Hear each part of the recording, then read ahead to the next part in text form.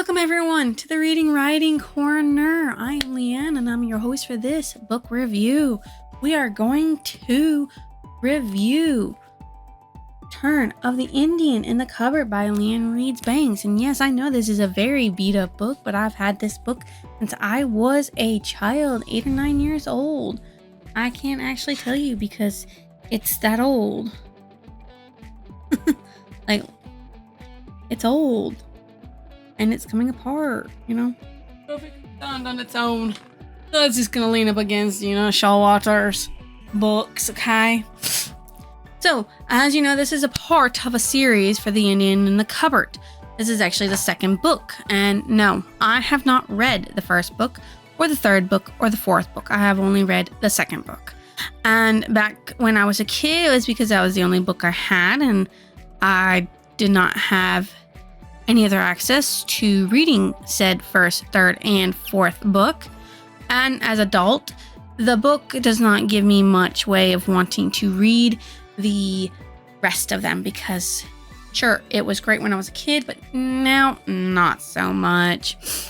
So here is what I could find as a blurb for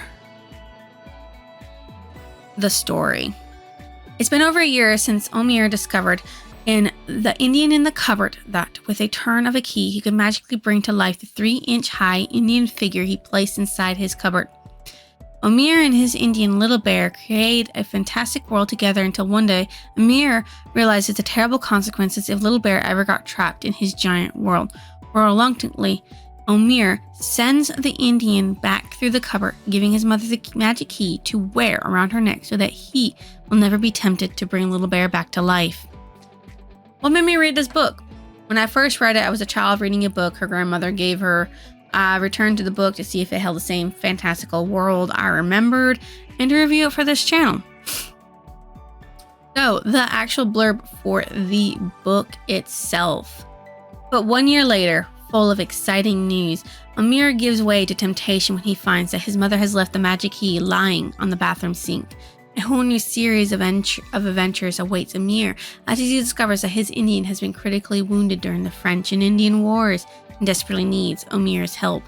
Now helplessly caught between his own life and his cupboard life of war and death, Omir must act decisively if he is to save Little Bear and his village from being completely destroyed. What began as a harmless game has turned into a horrible nightmare, a nightmare in which Omir is irrevocably involved and from which he may never escape. Omir wrote a story about his time with Little Bear and won a contest that got him thinking about Little Bear. He found the key in the bathroom and decided to speak to Little Bear for a few minutes. He brought Little Bear to life as he was wounded in a fight and dying. He seeks out someone to help save Little Bear, learned that he could go to Little Bear's time and experience something that he should not have had to. The setup of the characters was brief because the story and author assume the reader has read the first book and already knows the characters. Their motives are clear and precise. Their background is explained enough for a new reader to understand what is happening and why the characters act the way they do. The plot is simple in setup, but becomes a little complicated when Little Bear is brought to life. And since this is a children's book devoted towards children reading it, it can't be overly complicated like an adult needs to stimulate their minds. Omir reacts as a child does in each situation he gets into, with panic and trying to do the right for his friends. The genre is low fantasy for children. Did this live up to my expectations? Yes, as a child, it did.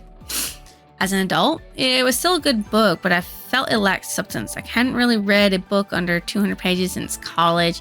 I wanted there to be more to the story. I suppose it doesn't help that I never read the first book. Which character did I relate to the most? Omir! Did have a wild imagination growing up. Well, I still do. I love to daydream about characters in their lives and write about them too.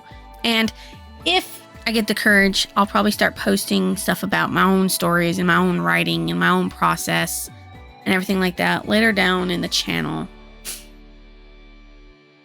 What was more important, the character or plot? In the beginning of the story, it was the plot that was important. Leanne Banks kept circling back to Omir wanting to see Little Bear over and over again. Then it shifted to the characters and their lives once Omir brought Little Bear back to life. So at first the plot was being moved forward because she kept talking about how Omir wanted to see Little Bear. And then once the characters Once Little Bear came back, it shifted to more of the characters because Omir is worried about Little Bear. He's got to do what he can for Little Bear. He wants to save Little Bear. That's all that matters, is just making sure Little Bear doesn't die and making sure the village doesn't die, and all that right there is what makes it more character towards the end and plot in the beginning. This book did not have multiple voices. It's the first one on this channel that I'm reviewing that had only one type of voice, and it was Omir's voice the entire time in third person.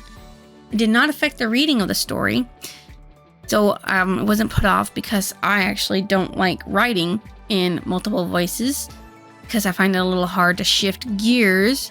This will be the end of the non-spoiler section. I will leave you with, should you go and read this story series, I would recommend this series for children more than for adults. They don't need as much as information as an adult would to read a good story. Seriously.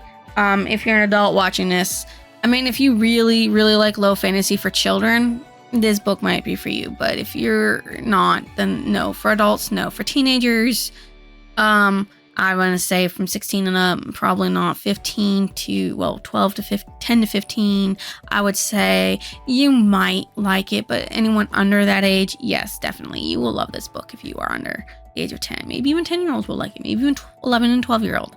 I can't really tell because I haven't been that age in a very long time. Now, this is the part where you go click off this video if you don't want to be spoiled. Okay? I'm going to give you this chance. It's one and only chance. If you do not, click off. But before you do, why don't you give me a like, comment, or a subscription? Now, are all the people gone that don't want to be spoiled? Welcome to the spoiler part of the review for Return of the Indian in the Cupboard. So, the main characters, or the characters that are in this, is Omir, the main character, and a young child. He is no more than the age of 10 or so he's young. Little Bear is a main character, and he's an adult Indian who can barely speak any English. Patrick, which is Omir's friend and about the same age as him. Gillian, which is Omir's brother. Adele, which is Omir's brother. They're not seen for very long. They're very brief, just like Omir's mother. Kitsa, Omir's cat. It's a weird name for a cat, but hey, whatever. Bright Stars is Little Bear's wife. She actually comes into this picture, and she is pregnant when she does. Matron is a nurse that saves Little Bear's life and helps Bright Stars give birth. Boone, he's a cowboy that loves to drink, and he became friends with the Indian. Even though back when they first met, they were cowboys and Indians against each other. Big Sticks, which is a terrible name for a character in a children's book. But then again, I have an adult mind. So for them, it's not. For me, it is a little bit. He's a military man who wants to train up these cowboys and Indians on how to use rifles and guns so they can fight against the French during the French and Indian War. Tall Bear, Little Bear's son, because he wants his son to walk tall. My favorite character was Little Bear. His heart is huge, and he's a fierce warrior that wants to keep his people and his family safe. And he even wants to keep Amir safe. He doesn't really know Amir that well. I mean, he did in the first book, so he didn't forget him, but still, he still wanted to protect Amir, even though Amir was a giant. My disliked character was Patrick, because he did not want to believe Amir and was very commanding of him. Patrick disliked many of Amir's thoughts and actions. And he was trying to take over everything that happened, because he thought, from the first book to the second book, that all that they did was imagination that Amir gave him, that he followed Amir in that. Like, it was all Amir's fault that all of that stuff happened in the imagination, and it was just fake, and to forget about it. So he did. It was told in chronological order for the characters. Some of the story did take place in the past during the French and Indian War, because Amir and Patrick do both go back into the past through the cupboard to see what was going on in the French and Indian War. The language is appropriate for children. There was no swearing, no bad language, nothing that could be deemed inappropriate in any way, shape, or form. There was not much foreshadowing, and the suspense was quick to build and release because children don't really need to keep the suspense going. They just need to build up. So it was just enough to grip children's attention without overwhelming them. So even if you have not read the first book, you can understand this story. It's not that hard to grasp what happened in the first book if you read the second book, because it tells you a little bit about what happened. The title of the book meant Amir brings Little Bear back to life to visit with him, and the cover of the book shows, of course, I'll have it up in this corner here, Little Bear and his family with a bunch of Indians and Boone, the cowboy.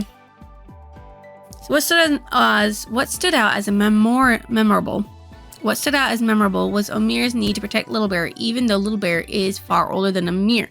It's just that Little Bear is just, well, Amir's like this, standing like high, because, Little Bear is just a toy to Amir, and Amir isn't a child, right? Even though in reality, Little Bear is probably like this, and Amir's like this. I'm taller than you because I'm an adult, even though right now you're a giant because you turned me to life in a toy Indian. My favorite passage from the story is Little Bear was no toy to submit tamely to being played with. He was, for all his tiny stature, a ferocious savage, warlike and domineering. I understood that back when I was younger, savage was not looked down upon as it is now. It's not something we would say anymore towards Indians, or at least I don't think we should say towards Indians anymore, because yes, we thought they were savages, but they were actually not at all. They were very cohesive in how they did things. They were just different because they had different backgrounds and different ways of doing stuff. My favorite quote, "Who weak, I strong. Little Bear is indeed strong." He is, because he survives, and he goes on to see his son be born in Rome. What I thought about the end of the book, it was okay. I wish Amir learned his lesson not to mess with the cupboard again, seriously. And I hope he did, because I don't know if the third and fourth book are about Amir or not, but I hope he learned his lesson not to mess with the cupboard, or to bring back small little Indian dudes or cowboys or anybody, really, because obviously you're interrupting lives. Like the matron that they bring in it, she's like, I think, in the same era as them, if not a little bit before them, and she thinks she's going a little crazy. What book did this remind me of? The Secret Garden by Frances Hodgins Burnett. Don't ask me why. Can't think of a reason right now, but I did. This book, as you know, is part of a series. It's a 4-book series, so if you want to read everything about it, then you just read the books. Book 1, Book 2, Book 3, Book 4. And I will have a whole picture row up here of the books and their titles for you. If you have reached it to the end of this video, I would like to reiterate, if you think I deserve a like, comment, or even your lovely subscription, why don't you drop it down below? I will see you next illusion.